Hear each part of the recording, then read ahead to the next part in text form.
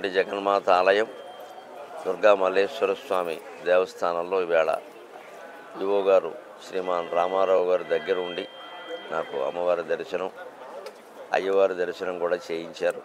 ఇక్కడికి కేబిఎన్ కళాశాలలో మల్లేశ్వర స్వామి దేవస్థానం వారి ఆధ్వర్యంలోనే శంకరాచార్య స్వామి రచించిన కనకదుర్గానంద లహరి స్తోత్రం మీద 2 రోజుల ప్రవచనం కోసం అదృష్టవశాత్తు ఇక్కడికి రావడం జరిగింది.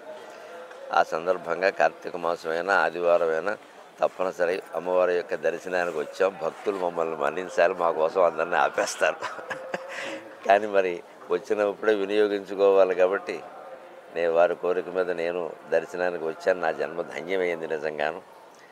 జగన్మాత యొక్క ప్రత్యేకత ఏమిటి అంటే మాత, లోకమాత ఈ రెండింటి మధ్య తేడాని గమనించండి. మాత అంటే మన తల్లి, జగన్మాత అంటే జగత్తంతటికి తల్లి.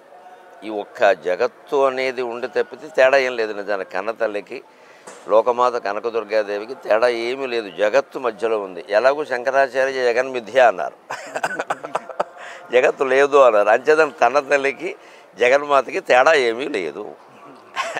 అంచేత మన ఇంట్లో ఉన్న తల్లిదండ్రులను గౌరవించి వాళ్ళని వృద్ధాశ్రమాల పాలు చేయకుండా ఇంట్లోనే ఉండి కొడుకు కోడలు చూసుకోగలిగితే ఇక్కడి నుంచే దుర్గాదేవి వారందరినీ ఆశీర్వదిస్తుంది. నేను సమాజ హితం కోరేవాడిని ముఖ్యంగా. అందుకని దయచేసి పిల్లల్ని తల్లిదండ్రులని దూరం చేయకండి. సమస్త ఆధ్యాత్మిక వ్యవస్థ యొక్క మూలం మన కుటుంబ వ్యవస్థ. కుటుంబంలో ఇవాళ పెద్దవాళ్ళు కనపట్లేదు, పిల్లలు కనపట్లేదు. మీ పిల్లలు ఎక్కడున్నారంటే అమెరికా అంటున్నారు, పెద్దవాళ్ళు ఎక్కడున్నారంటే ఏమో అంటున్నారు. ఇక ఈ ఇద్దరు ఇంట్లో ఉండి చేసే పని ఏమిటి? పార్వతీ పరమేశ్వరులు చూడండి, ఎప్పుడు వాళ్ళు విడిచిపెట్టకపోవడం కాదు, వాళ్ళ దేవస్థానంలో కుమారస్వామి విఘ్నేశ్వరుడు అక్కడే ఉంటారు, ఎక్కడికి కదలరు.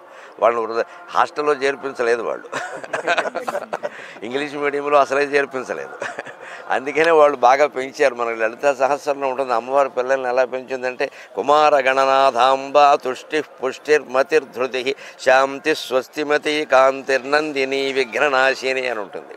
పిల్లల్ని ఎలా పెంచాలంటే తుష్టికి పుష్టికి మతికి ధృతికి ముందు వాడు సంతోషించేటువంటి ఆహారం పెట్టాలి, అది పుష్టి పోషక విలువలు కూడా ఉండాలి. మతికి మేధాశక్తి పెరిగేలా చేయాలి. ఇవాళ అన్ని రకాల ఉన్నాయి, ధృతి లేదండి. చాలామంది విద్యార్థులకి ధృతి లేదు, ధైర్యం లేదు. ఆ ధైర్యం వచ్చేలా పిల్లల్ని పెంచాలి. లలితా సహస్రంలో స్పష్టంగా చెప్పారు. అమ్మాయిల పెంపకంలో ఇంకాస్త జాగ్రత్త తీసుకోవాల్సిన శాంతి స్వస్తి మతి కాంతి నందిని. నందిని అంటే అమ్మాయి, నందనుడు అంటే కుమార్తె, నందిని అంటే అమ్మాయి. అమ్మాయిని అత్తారింటికి పంపినా, ఉద్యోగానికి పంపినా, చదువుకు పంపినా శాంతికి ముందు వాతావరణం అక్కడ కాపురంలో శాంతిగా ఉండాలి. ఇవి వెళ్ళి గొడవలు పెట్టకూడదు. స్వస్తిమతి అందరికీ ఉభయ వంశాలకి శుభప్రదంగా ఉండాలి.